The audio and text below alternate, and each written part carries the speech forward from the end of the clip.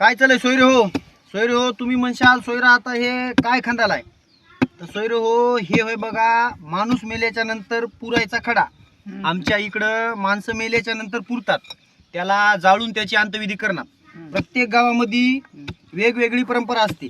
आम्ही हिंदू संस्कृती जपणारे लोक, आमच्या इथं आम्ही या ठिकाणी खड्डा करून पुरता.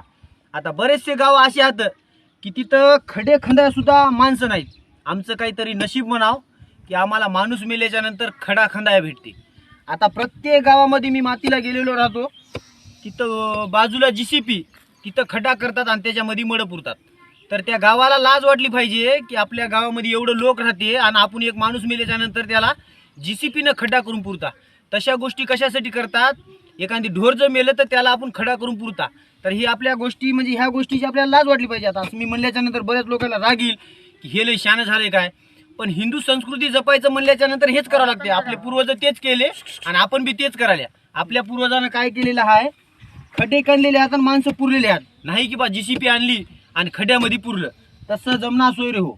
तर याच्यासाठी तुम्हाला काय वाटते काय नाही सांगा. आमच्या इथे या पद्धतीचा आम्ही खडा खणता आणि आता हे खडा होत आलाय. गावोगाव थोडा लांब खंदत असतील, आमच्या इथं थोडं देवळी काढावं लागते. तर ही परंपरा चालू आहे. तुमच्या गावामध्ये खडाव युवा पिढीला मग सांगणं आहे की आपण हे गोष्टीचा लाज न बाळगिता आपण आपलं हे खणलं पाहिजे. काय म्हणता सोयरे हो?